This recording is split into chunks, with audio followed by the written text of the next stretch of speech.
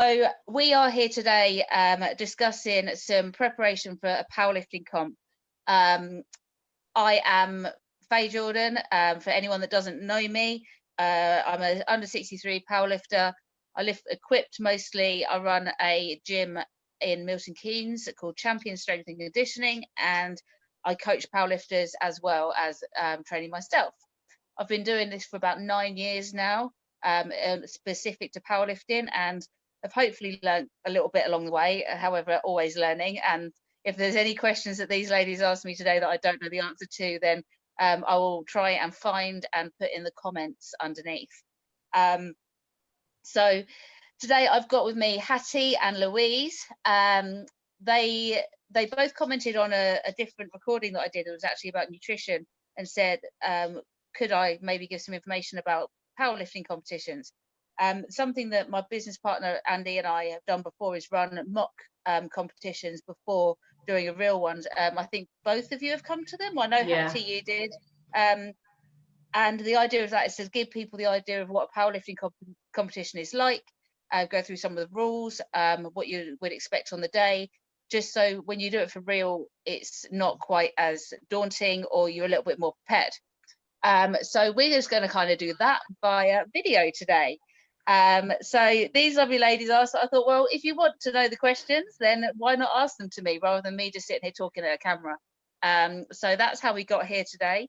And I know that you both have competed before, but in the whole year of lockdown, it's very easy to forget things and the format. And I'm hoping that this can be useful to people that are first-time powerlifters, or people that have like maybe done a couple of comps but would like a bit of a recap on what to expect.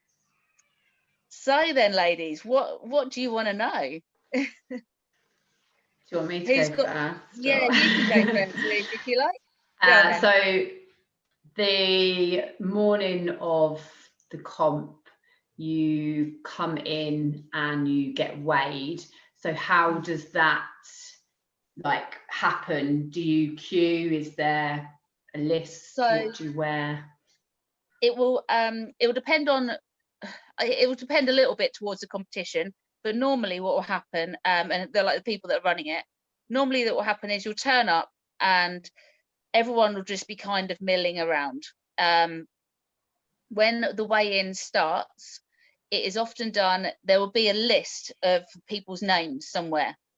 This is how it should be done anyway. Some people are a little bit more relaxed with it, but this is how it should be done. There'll be a list and everyone will have a number next to them. That's your lot number.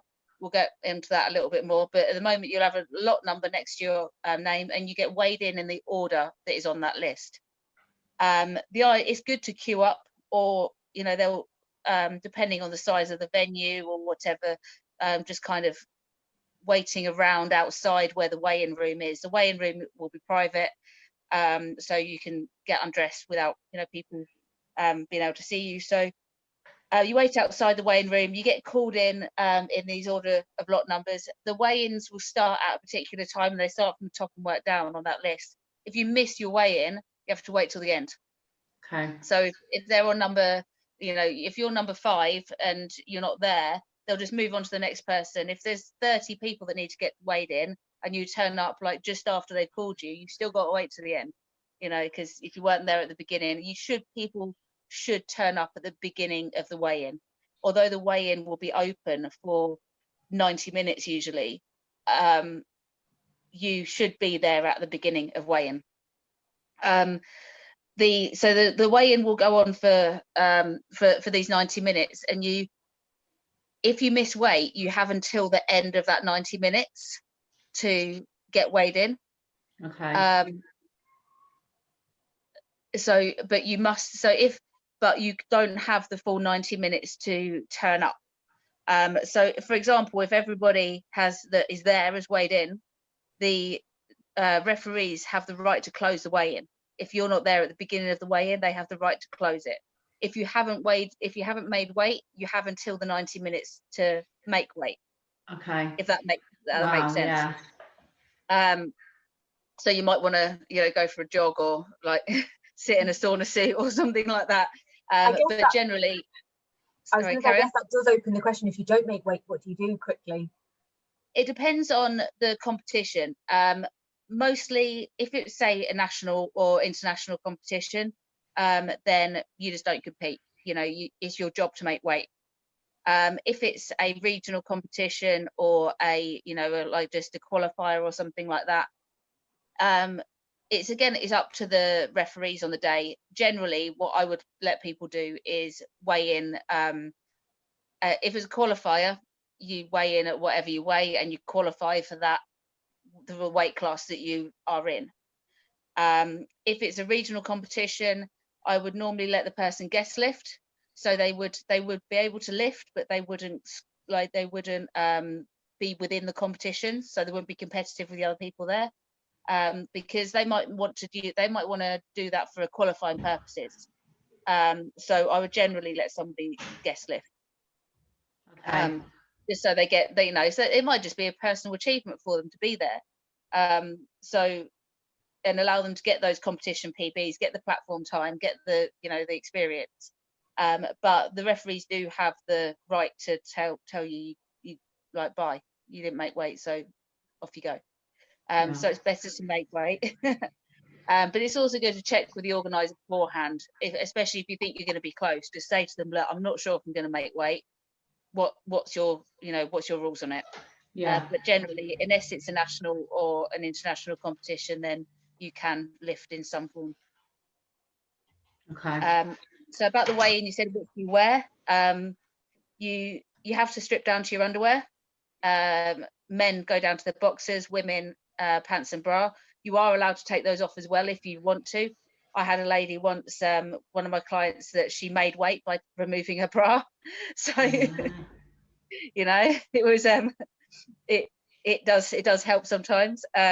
But you don't, you know, you are allowed to keep your underwear on, but you do have to strip down to your underwear.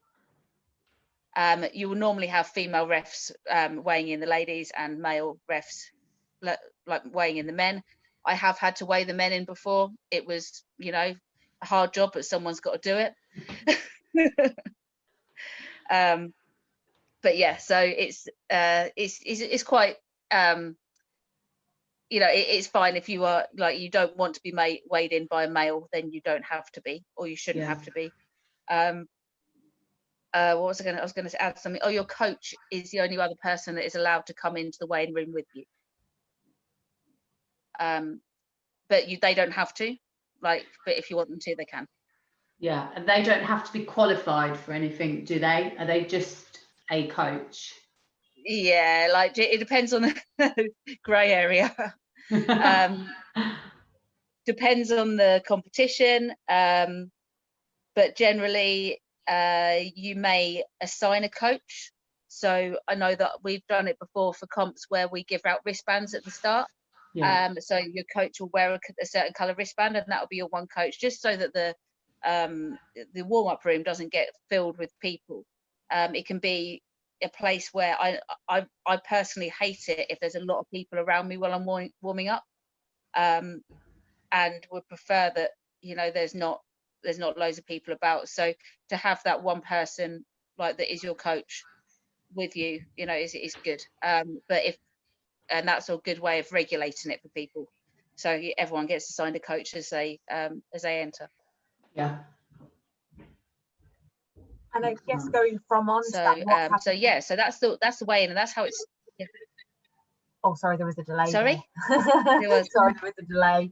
I was just wondering from there then what happens after the weigh-in to continue that. Yeah, so after the weigh-in, the lifting will start a minimum of 2 hours after the start of weigh-in. So say weigh-in is 8 in the morning, the first lift off will be no earlier than 10 a.m. So you've got that time to, you know, get warmed up. And it depends on when your flight is as well. So sometimes there might be like 3 groups. There might be Group A, Group B, Group C. Group A might start lifting at 10, but then Group C wouldn't lift until, you know, Group A have done their squats, then Group B do their squats, and then Group C would do their squats. So generally, if there are groups, which there often are, you have to look to see where you're going to be.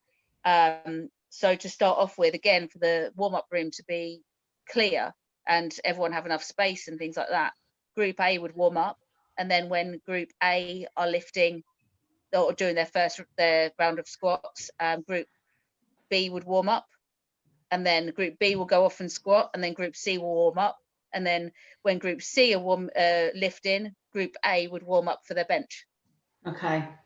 But they're all competing against each other, even though they're in different usually groups. Yeah, it depends. It depends on the comp. Normally groups will be split into weight classes, so we don't tend to, if possible, have weight classes across groups. Okay. Although that does happen sometimes at national comps that are really busy, but they would again have a national comp. You would have had to have a qualifying total, so they would put the people that qualified at the maybe higher numbers in one group, and the people that qualified with lower numbers in the other group. Okay. So you are generally going to be lifting in the same group with people that you are competing against. Yeah. Sorry, carry on. Does it always go squat, bench, deadlift? Yes, always. There's no minimum really amount of time that there has to be between them. I had a competition last year, which was an equipped competition, and I had 20 minutes in between squats and bench. So it was fun. I think it's probably the most interesting way of putting it. So getting out of the squat suit into a bench, warmed up, then back to the platform. I mean, you do have slightly longer, but from when the last lifter finished of my group to the first lifter going on, it was 20 minutes. Wow. So obviously, if you are the first lifter, then because the lifts go in weight order, so in each round, so it's pretty much rising bar. So there's 10 people in that group. There would be the person that's got the lightest opener would go first, and then so on, and then again, so everyone does their first squat, and then everyone does their second squat, and then everyone in your group does their third squat. So you've always got that little bit of extra time depending on where you are in the group as well. Yeah, so brilliant. Yeah, so yeah, it does. Yeah, thank you. So when we've weighed in, we then put our clothes on, do we? Yeah, our onesies, our singlets. Sexy singlets, yeah. Does the kit get checked, whatever kind of comp you're in? Yeah, it should do. Okay. Again, there are, like, for qualifiers and stuff like that, if somebody hasn't quite got the right kit, but it's to the standard, it's sometimes allowed. Okay. Although it shouldn't be. Yeah. But it depends on how mean the refs are feeling. Yeah. At a proper regional competition, so one that is not just a qualifier or something like that, or a national competition or international, then if you haven't got the right kit, then you shouldn't be there. And you should be should make sure you've got the right kit. So your kit will get checked, and it depends. Well, this is for a British Powerlifting event anyway. Different federations are different. We are all British Powerlifting members. Yeah. And BDFPA are very similar as well. They're the two federations that I tend to work with. I lift for British Powerlifting, but I run comps for the BDFPA as well. And again, there will be a kit check. The kit for BDFPA is slightly different, but we won't go into that too much today, because otherwise we'll be here all night. But generally, it depends on what you're lifting, whether you're lifting equipped or whether you're lifting raw. Your belt, your wrist straps, you have to have long socks for the deadlift. So they'll make sure you've got those things. They'll check your shoes. And although you don't have to have IPF approved shoes or anything like that, you do have to have, there are certain regulations around the shoes, like the height of the heel and that kind of thing. But normally any Olympic lifting kind of shoes will be within the standard anyway. So you've got to have a pretty big heel on there for it to not be within the standard. I think it's like 5 centimeters or something like that. Wow. Which is ridiculous. You wouldn't have a 5 centimeter heel on lifting shoes. No. You'd be And I mean, it'd make the squats interesting, wouldn't it? But I guess that opens perfectly to where can you find a list of what is approved, and how can you sort of be assured that the equipment that you have will pass those standards? so if you just put into Google IPF approved kit list and make sure that the one you find is for the current year, then that will be on there. I think there is a link to it on the British Powerlifting website. There is definitely a link to it on the list is found on the IPF website, which I think is ipfpowerlifting.com or something like along those lines. But again, if you just Google it, it will come up. You just have to make sure that you've got the current year, because they do change sometimes. You know, kit providers will be on and off the list depending if they've paid the rates to be on there. Yeah. The only other one I'd say with that is t-shirts. T-shirts can either be of an approved sponsor, which again are on the list. And this is for British Powerlifting, not for BDFPA or any other federation. Your t-shirt has to either be plain or of an approved sponsor or your club. So I always say to people that if someone says, is this your gym? You say, no, it's my club. Okay, yeah. This is my powerlifting club, and this is who is on it. So, we can wear the champion strength and conditioning t-shirts. This is up to national standard. I don't think for internationals clubs are allowed. I might be wrong on that. Okay. But you would normally wear, if you were competing internationally, you'd normally wear your country's t-shirt. I know that SBD provide them, and Titan provide t-shirts for the British teams. But up until there, you can wear anything as long as it's got to cover your delts, and it can't be a V-neck or a scoop neck. It has to be a normal neck t-shirt. It can't have something like a Nike tick on or something like that. It's got to be an approved sponsor, which is usually like SBD, Titan, Rogue. Trying to think of stuff off the top of my head, but those kind of sponsors. But again, they're all on the list. Yeah, and I'm guessing if you do turn up, say if I turned up in this t-shirt and they go, that's not approved, can you turn it inside out? I don't think you're meant to. Okay. However, people do it sometimes if that's the only option that there is. If it was at a national comp, I think they would say, look, go and find a t-shirt from someone, borrow one. Yeah. At a regional comp, there's a bit more leeway. We can say, look, don't do that again. You've got to have this, but for now, just turn it inside out. So the idea is we want people to compete. We don't want people to we don't want to turn people away. Yeah. But if people can turn up the right kit by watching a video like this or finding out from a coach or somebody beforehand, then that's great. Yeah. The only thing that you don't have to have approved is socks. I have one of my old clients had some deadlifting socks that had a burlesque woman on them, like a silhouette. They were perfectly legal. They did. The coaches didn't, not the coach. The referees didn't like it, but there was nothing actually wrong with them. But just any long sock that goes up to the knee, or maybe slightly below the knee. So it could even be a football sock. Yeah, football socks, rugby socks, like whatever. I often will just grab some from Sports Direct or whatever, something like that.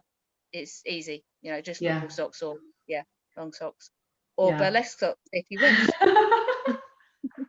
And I guess that sort of goes following through on like a plan of the day then. So I know I always wonder how to warm up, especially how to warm up for not only your first lift and not only just how you warm up in a room full of other people, but you don't want to tire yourself out too much, but then you don't want to be not warm enough to actually do something. So what would you normally do for each lift, and how would you spread that out with time? It would depend on how quick the rounds are between your lift, like your squats and your bench. For my clients, I generally give them between 5 and 7 warm-ups, which will take them up to maybe 85 to 90% of their opener. So obviously that would change, and I tend to write these down beforehand and make sure that this is what we stick to. Nothing else happens unless there's, you know, changes through injury or whatever on the day. And again, their openers, I would always keep to around about what a comfortable heavy 3 rep max will be. So the openers are easy, something that we practice those beforehand, and it's something you can go out there, you don't have to think about too much. You just get that number on the board and then you can build from there. People that have open too heavy, there's no point in it. Like, unless it's equipped is totally different. That's a conversation for another day. But generally, as a raw lifter, if the warm-ups are feeling heavy, you're having a bad day, just drop your opener and you can maybe make a bigger jump later on. So warm-ups, I tend to not do as little as possible, really. Make sure you're warm, make sure you're ready, but it's not like lots of single reps. You just need to get your body used to working up to the weight. There's no point in doing 100 reps in the warm-up room. You know, you're there to prime your body for lifting. So getting the weight gradually up, just so your nervous system and your muscles are ready to lift the heavier weight. You don't need to do a whole bunch of reps. And if I was doing reps, especially to get my joints moving, I'd do them like with an empty bar to start off with. So I might do a couple of sets of 10 with an empty bar, and then start doing doubles or singles only, moving up from there. And would you do a little bit of cardio and dynamic stretching before you started doing the squats, or would you go straight in with sort of like what is personally? Personally, I don't. I might do some leg swings or something like that. Yes, so a little bit of dynamic stretching, but that's my normal warm up. So whatever your norm is, do that. However, some people have very elaborate warm ups, so that might not be available to do on the day. And again, that is something that I'm hopefully going to be talking about in another video that we're recording later on next week with someone else about strength training and stuff like that. So I would say try not to do too much different to what you normally do, because your training is training for the comp. So train the same as you like. I think that Tamer said the other day, where someone said, what would you eat on the day of a comp? Well, eat what you normally eat. Don't eat something. Don't start changing what you do on comp day, because that's not what you've trained to do. So when you're training, think about what you're going to be doing, like what you're training for. You're training to compete, so train in a way that allows you to mimic that on comp day. Yeah, I ate fruit on one of my comps and I regretted it. I was just in absolute agony. And then by the end of the day, getting the belt done up, I was just like, awful. Yeah. That's the thing. People often think comp day is like something where you have to do something all like dramatically different. Like no. You train for this. So in the weeks leading up to it, do it, or generally, what would you normally eat? What would you normally do? Keep it as same as possible, because that's what your body has been trained to do. I guess the difference for somebody like myself, I'm very much a breakfasty type girl. I have two, I enjoy them. But from when you get up first thing in the morning, I will have my first drink, my first meal. And I know, obviously when you're thinking about weighing in, if you're not 100% certain that you're not going to make it, then I've heard obviously the recommendation can be to not eat or drink too much, have sips of water, of course, to maintain hydration, but to not eat or drink too much before you do your weigh-in. So then for somebody like me, then I'm held off by a few hours, and then I'm only 2 hours to go, whereas on a normal day I would have eaten a few meals by then. So and that is a difficult kind of thing. You do I'd say that it depends on when your weigh-in is. The best thing you can do is be enough underweight that you can have, and again, testing this beforehand, knowing that if you have your normal breakfast, if you've got an afternoon weigh-in, by what time are you still going to be at weight, like the right weight, and trying that beforehand. So going, okay, well, if I'm weighing in, if I'm competing at under 63 and I need to be 62.9 or 63.0 to make weight. And that's another thing that I think we should mention, that that is under 63. So the weight class isn't under 63. It's a 63 kilo weight class. So 63.0 is fine. 63.1 is not fine for the 63s. So you can be on weight as well. Oh, okay. So yeah, but if you were trying to like try and keep things as much the same as you can, but if you can't be, so if I often end up weighing in the morning, a lot of people end up weighing in the morning. If you have to have breakfast after that, have it as soon as you weigh in. Get there in good time, so you're at the front. You're going to weigh in, and then you're going to go and grab your porridge or whatever you can have that is easy to make when you're there. Or have it prepared. So as soon, I mean, I'm usually eating as I'm coming out of the warm-up room, of the weigh-in room. Getting that food in as soon as you possibly can, getting the carbs in ready, to lift, but not going crazy and eating a huge amount. Just kind of go right, get the meal in. But if you do have a later weigh-in, try and keep it the same as you possibly can, and like prepare. So the best, people always say about weight cutting, best weight cut you can do is to not have one. Like really, to be there already, so like your body is fueled and you're not having to do anything drastic and different for a competition. So yeah. I think, does that cover that? Yeah. I think cool. Yeah, I think so. I guess continuing through the process of like going through the day and on the actual day. You mentioned a little bit about picking your opening weight based on something that you could do comfortably. How would you recommend to somebody to pick their both second and third weights? This changes for like for men and women. Men can often take bigger jumps. It's like, because it will be not as high a percentage. Women often will have, like on a bench press, something like 2.5 kilo jumps, because that is a decent percent of what they're doing. People will generally go in knowing what they want, or out of the day. I always say your first lift is to get on the board and make sure you don't bomb out by not getting any of your lifts. Your second lift is for your coach. Your third lift is for you. So I'll often make sure that my clients, especially if I'm handling someone on the day, their second lift I definitely decide on, and that's what I'm telling them to put on the bar.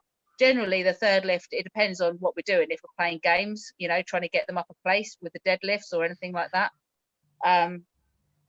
But it's that one, if they go, yeah, but I'd really like this, I'm like, I mean, if I don't think I've got it, I might rein them in. But generally, the third lift, if they want to go, balls out on that, then go for it.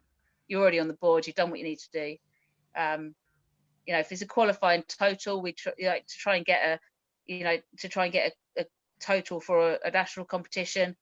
Then I'd say let's just build on that. Like let's get the numbers we need to get. So it depends really on what your aim for the day is. But I wouldn't say anything really over a 10 kilo jump is sensible. But again, sometimes it is for guys on a deadlift, to have a 10, 20 kilo jump is like kind of normal. So it again, to what you've been doing in training, it's always nice to go for a PB on the last one, but you've got to build the total to get there. But are there increments you must stick to, as in you can only increase by say you can't increase by a 1.25, but you can increase by a 2.5? It's two. The minimum increase is 2.5 kilos on all of the lifts. On all of the lifts, yeah. The only time that changes is if you're going for records, and if it's a record attempt and it's in a competition where you can officially go for that record. Again, that's something that we won't get into massively, but generally a record has to be attempted at a regional record, will be at a regional comp. You can put on smaller amounts. So you could go for, say, 71 kilos or 70.5 kilos or something like that. Whereas you wouldn't be able to do that normally unless it's a record. Interesting. Can I just quickly go back to like kit? Yeah. Benching, Are unequipped allowed to wear a belt? Yes. And does it just have to be IPF? There's not a special belt, is there? No, but it does have to be IPF approved. So it would be, you could use your squat and deadlift belt, but you can bench. It's not classed as equipped. No, you can wear it. Raw people don't often wear a belt because there's some people find it benefits them having something to push into. I find it gets in the way. I lift equipped without a belt, so you know, Wow. I don't. It helps to hold the shirt down, but it also I put my belt on for my heavy lifts because it creates so much tension having the belt there on against the shirt that I can never get the bar down. So my you know, although I coach people, I also have a bench press coach, and he was like, take your belt off, like you don't need it. So Yeah. we did that, and things started going a lot better. Oh wow. But yeah, you can. Okay. You can. I've just been experimenting. Yeah. Some people really like it and it works for them, and if it works for you, then cool. Yeah.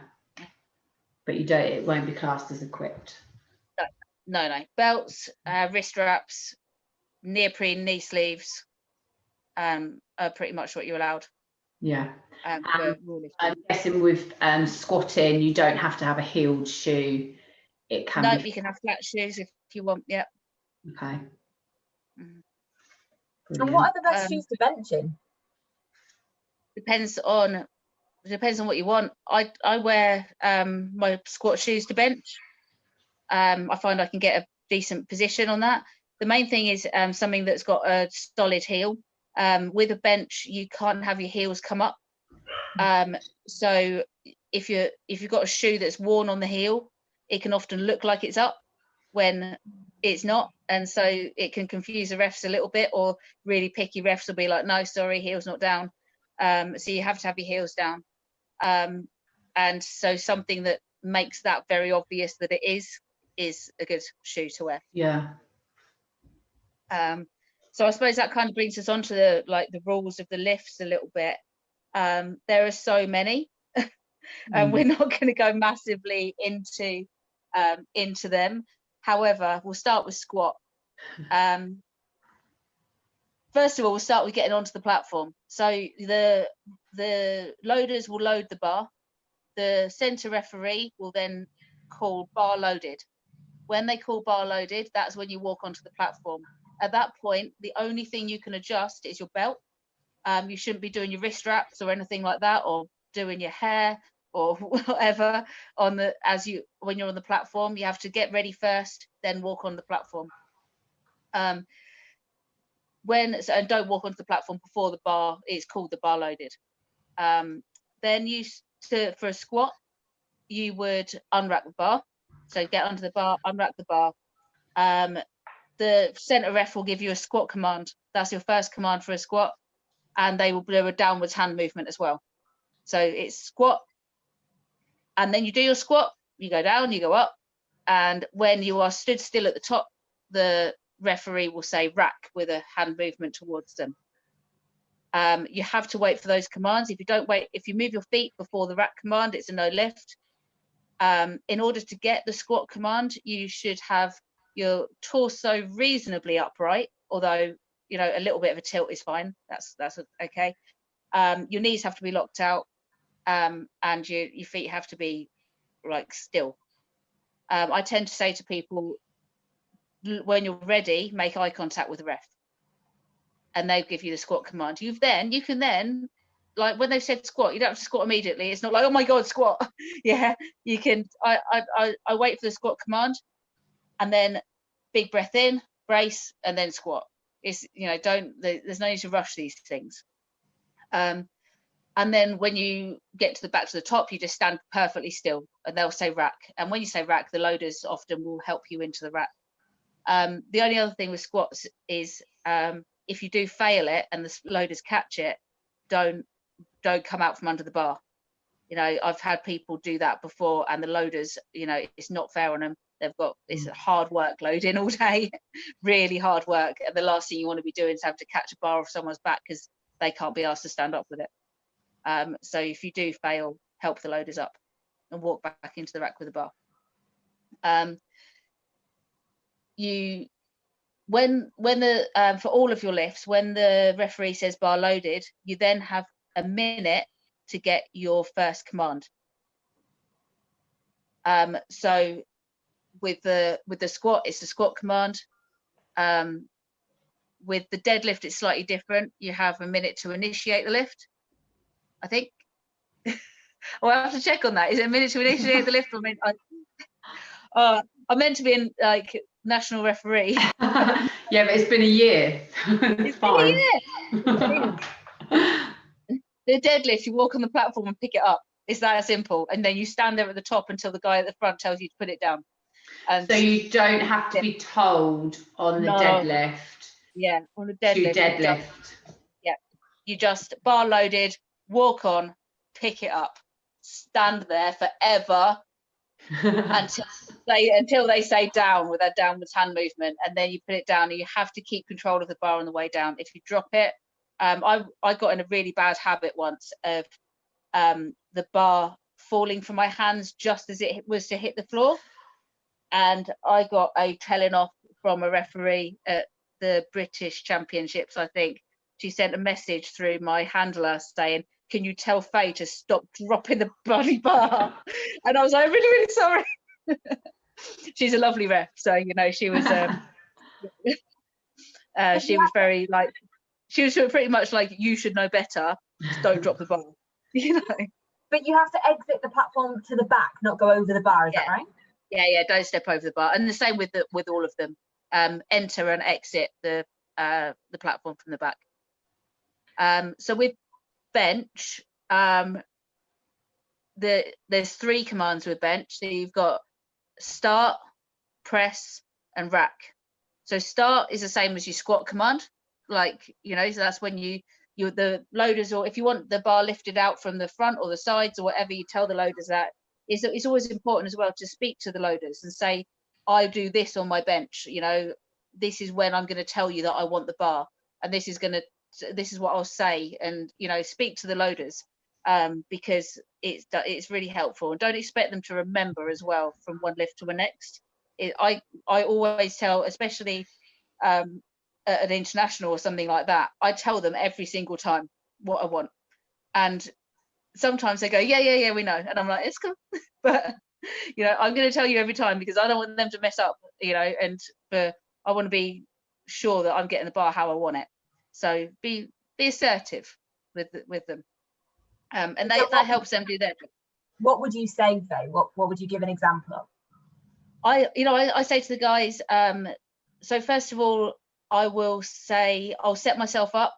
I tend to have my bar handed to me when my bum is still in the air. So I'm like, don't wait for me to do that. I'll be like, I'll say yep when I want it lifted out, and then I'll say yes again when I'm ready for you to let go. And that's pretty cool. And again, if like for in international, yep and yep is something that people understand in most languages. So, you know, and it's quite easy to say when you've got a bar in your hands and trying to hold your breath and trying to contortion your body into whatever position and all of that. You know, simple words that you can just kind of grunt at them is good. And you mentioned that thing about you having your bum in the air. So when would you put that? Because obviously you have to have it flat for the actual bench. Yeah, so for the bench, you have to have your bum, your heels and your head in contact with the bench. This is again for IPF lifting. It's different in different federations. So I put my bum down after the loader lets go of the bar. Okay. And that's how it's kind of squeezed into position. You won't get a start command on your bench unless your heels are down and your bum is down. So if you feel like you're there for ages, you're probably doing something wrong. Like, so but I've kind of got a little checklist in my head of what I do, you know. So it's like bar out, yep, bum down. As I bring my bum down, I drive my knees out, and that gets the tightness right through my legs, and then hopefully I'll get a nice fast start command. The next command is the press. So you bring the bar down to your chest, you hold it there, you've got a pause on your chest, you've got to be a dead stop. Training that is really important. Then the referee will say press. They will give an upward movement with their hand. You can't see them though, so I don't really know why they do it, but they do. I think it's for the other referees as well to be able to see. The press command, and then you lock it out and you hold it there until they say rack, and then you can put it back, and the loaders will help with the bar back as well. There's lots more rules about like what, you know, the you know, you have to be locked out. The bar can't go up and down once the press command has been given. Things like that. But there are, you know, there's so many rules that if we went through all of them, we'd be here all day. But the main thing is those commands. You start, press, and rack, and training those extrinsically. So having somebody saying that to you in training is really important, because you say it in your head is totally different to someone else saying it. And I drill through with my clients that kind of stuff to the point that they get really, really bored of it. Like, you know, and that's the important thing. Like to be, it's so I don't even think about the commands anymore. They just happen, and you react to them because you're so used to it that you just react. And you know, you forget, and like, oh, did I get a press command? Did I do? You know. I can remember doing the comp at yours. I think it was the bite size one. Or the mock, I can't remember. But anyway, I just come up from my squat and walked in myself, and obviously got red lighted. And I just, that has sunk in me. But even now, when I do my squats, I come up and I now stand there. I don't rush, because it's just now habit. I never want to experience that ever again. And it's like the same with when you get the start commands. You get the start of the squat command for your squat and your bench. Then it's your lift. You take your time. You know, they say start. You're like, okay. And I tend to take my biggest breath in after they've said start. So they say start, and I'm like, right, now brace. And then go. You know. It's my lift, not theirs. I'll do it when I want to do it. Yeah. Within reason. And is there a time limit on the actual, you know, could you take 2 minutes to come up from a squat? I know that you're not going to, but I'm sure I've been close on my bench before, but right. There is. I do like to grind my reps out. No, there's not a time limit as long as it is within the rules and there's no downwards movement of the bar. Okay. And that's on all of them. So once you like lift in the deadlift, once you up on the squat, and once you're pushing the bar up on the bench, there can be no downwards movement of the bar. It's got to be a press. It can stop, but you know, it can't move down. Yeah. I think that brings us on quite well to when you put your next attempts in. So you've got your first, your opener, you give when you weigh in. So you give all 3 of your openers to the judge when you weigh in. Then after you come on, you do your first squat, you exit the platform, you have a minute from then to get your next lift in. It's kind of handy to have someone doing that for you, depending on where the referee's table is compared to, like, or whether, you know, the score sheets like table is compared to where you're lifting. I tend to have somebody that, you know, sometimes you've got bits of paper that they write it down on. That's usually at national competitions. At regionals, they might not do that. You might just go up to the desk and tell them what you want next. But you get 1 minute in between each lift to do that. So yeah, I think that's kind of there with that. Any questions? Got my notepad. I was going to say one was if you're going to set your starting weight when you weigh in, but hypothetically you have a really poor warm-up session and you're just not feeling in the position that you thought you would be, can you change, or vice versa, you know, let's go positive, let's say you feel really great and you think, you know, I'm going to smash it. When can you change your opening weight? You can change it any time up to 3 minutes before your group starts. So if you're in group C, and so you will start warming up, say, when group B are on, and they normally will give, and we try to when we can, is say you're 5 minutes, so 2 minutes to change your openers if you need to. So up to like 3 minutes before the start of your round for each lift. Okay. So yeah, that's and that's kind of useful to do sometimes. I generally tell people I wouldn't up an opener if that's been decided beforehand, but sometimes you do have to decrease them or change them, or you know, it's whatever. But yeah, sometimes you do need to. Can you go in between? So say you've done your first lift and you thought, actually, that was really, really easy, but I need something in the middle. Would you go back into the warm-up room and do one in between? Generally not. If you've warmed up well enough, you shouldn't have to. The groups can't be so big that you, I think it's 14 you can have in a group for a 3 lift competition, or 20 for a bench competition. So they're not going to be so big that you're going to have a massive gap in between your lifts. Or they at least shouldn't be. But if you're warmed up, and you know, that's when, and often the competition will have the warm-up room somewhere, and then the platform might be somewhere else, and they've got a little holding area where the athletes will wait to go onto the platform. So once you're there, you're just kind of in that holding area, staying out of the way of the warm-up room. It's a bit different at my gym because we're all cramped into a little space, but Nice. So yeah. It's cozy, isn't it? It's cozy. It's like having a hug, you see, that we can't have at the moment. Which is why we can't do any of that right now.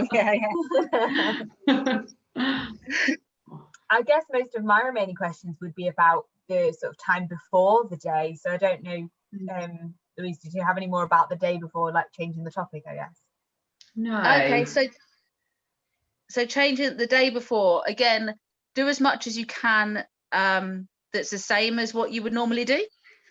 Try not to change too much up. Try and get a good night's sleep, you know, all of those kind of things is all good. If you can, try and stay hydrated. I couldn't ever say that I recommend weight cutting or water cutting. These things do happen. And I will coach people through it if that's what they need to do it as safely as we possibly can. I've done it before, you know, I've done it quite successfully. Somebody once called me the queen of weight cuts on Facebook. I was like, I don't know how to take that, but yeah, I do kind of smash them. But and so yeah, if you are going to do a cut like that, it is good to get someone that is experienced that can help you through it.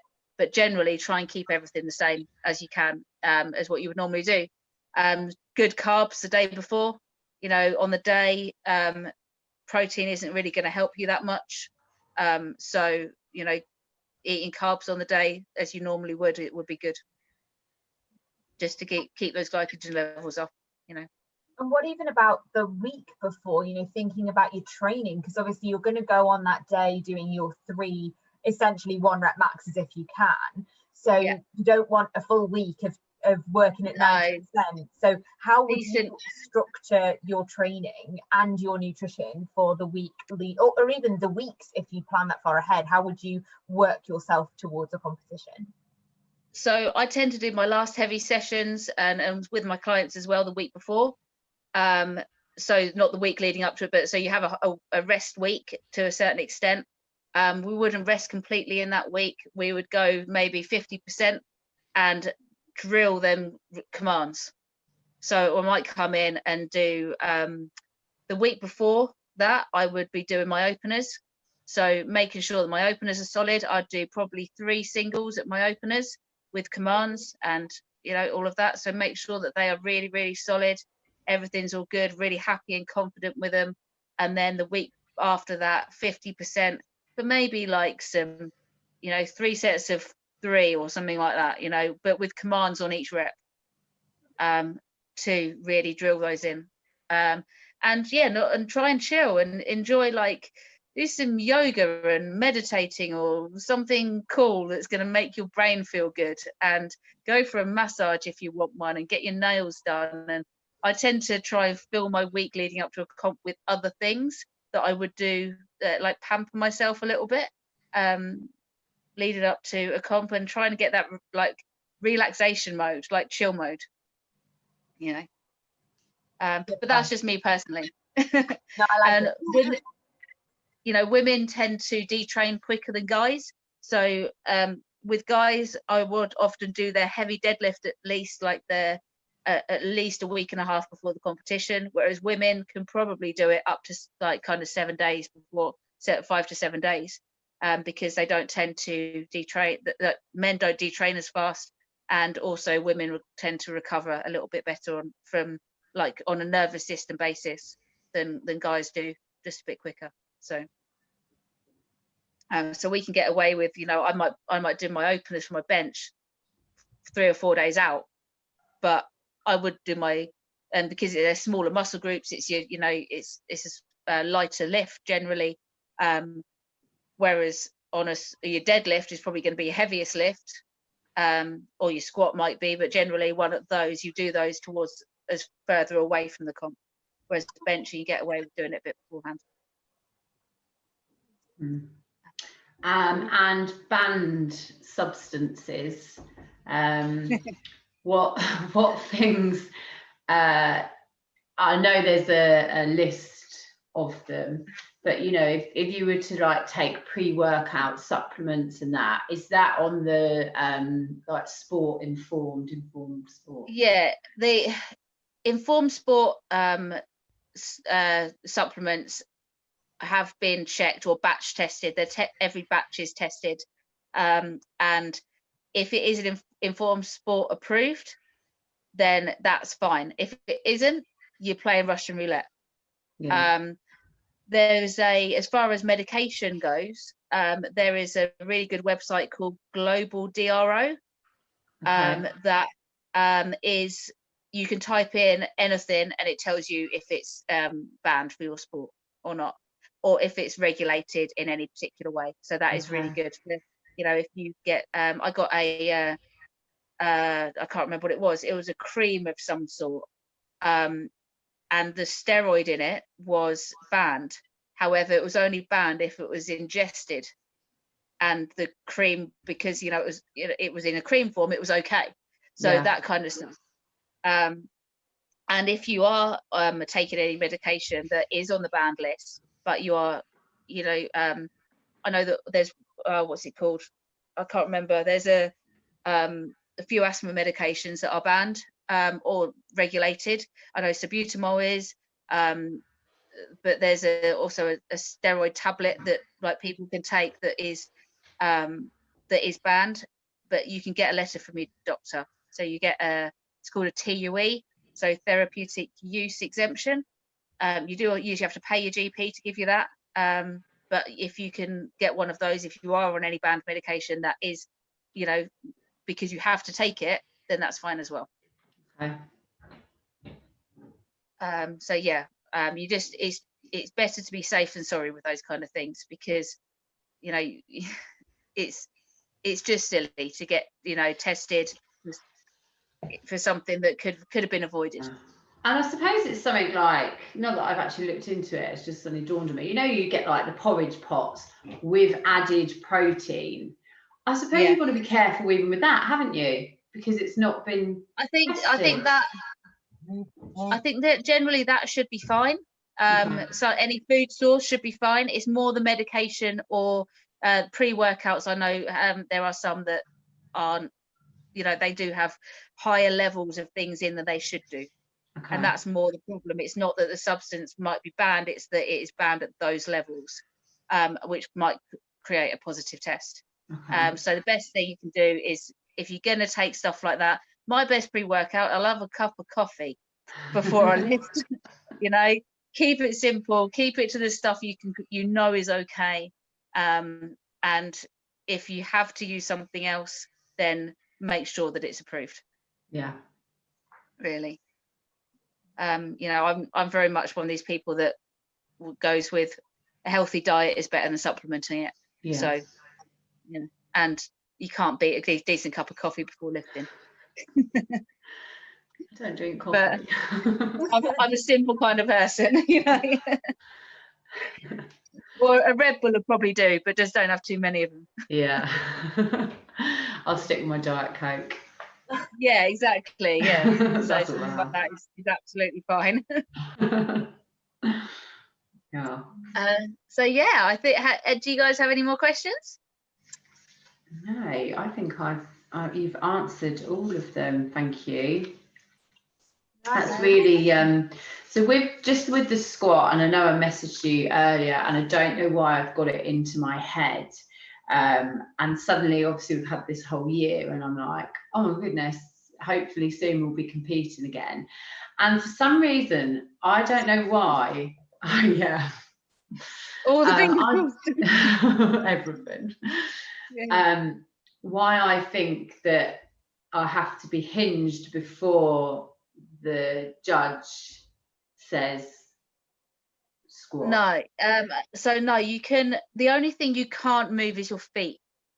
Okay. So to get the squat command, your knees have to be straight, and you can have a slight hinge at your hips, but it can be slight. If you prefer to hinge more than that, I would wait until after you've got the squat command. Okay. Yeah, that's brilliant. But you can be hinged at the start slightly. Okay. Yeah, thank you. I'm obviously over dramatized that bit. I think that you get some referees that are like really kind of pernickety with it, and they will be like, oh no, you're too far hinged, that means your hips aren't straight, which means I'm not going to give you a squat command. Yeah. Or the side referees have their hands in the air like this, and when they are happy they put their hands down, and that's when the center referee will give you the command. So you might have a side referee that keeps their arm in the air if you are too hinged to start off with. Yeah. But I mean, especially like when I lift equipped, I can't stand up straight. I lift low bar. Well, I used to lift low bar. I'm not sure that's going to happen anymore. But a low bar position will often create more of a hinge, and you've got to make sure that you can be seen that your hips are still engaged and you haven't broken at the hips. Yeah. I guess that perfectly leads into a question from in terms of your squat with your depth. So is it right that you have to have your hip at the same parallel to your knee or something, or is it leg side to the floor? Yeah, your hip crease has to be below your knee. The top of your knee or the crease of your knee? Oh no, sorry, the top of your hip crease has to be below the top of your knee. Right. So it can be deceiving on people that are quite big, but also people that have got really big quads. Like often, you know, it's hard to see, you have to really look at the hip crease and the line to the top of the knee, and that's what you have to do. Yeah. Okay. So yeah, it's not just parallel; it's below parallel. Okay. And I did come up with one last one. If you had, say, you know, we're keeping our fingers crossed that all these comps are going to come back, and actually, if they do come back, chances are they're going to be squashed together. So if you have, say, a competition in February and then you have one in March, how would you train between the two? Would you just look to maintain? Because obviously normally you'd follow like a hypertrophy program to try and gain strength and try and build muscle and all that kind of stuff. But if you've only got that month, the week's already taken out because you want to try and prep for the comp in like the relaxation side of things. What do you do in those 3 weeks? Yeah, just maintain. Work with there's not a lot you're going to do in those 3 weeks really, strength wise. So I would say just keep ticking over, avoid injury, don't do anything too crazy, low reps, reasonably high weights, just to keep that, you know, keep revving at that level. Makes sense. Yeah. The last thing you want to do is start like going back and like doing a bunch of volume work. You know, you would be in comp prep mode and like working on those. I'd probably not do anything over a double in those weeks. I'd do singles and doubles, and work on preventing injuries. Yeah. So yeah, I think that's probably it, isn't it, ladies? Yeah. I hope that has helped, and I hope that other people that watch this can, you know, get something out of it as well. I'd say to anyone watching, and obviously to you guys, any other questions, feel free to give me a message, and we can go from there. Obviously, the the gyms are currently closed, but when we get back to training, if anyone is looking at you know, getting into powerlifting or looking for a coach, I do online coaching as well as training at the gym in Milton Keynes. But if anyone's interested in that, hit me up. So thank you very much, ladies. I will see you both soon. Thank you. That's really helped. Thank you so much.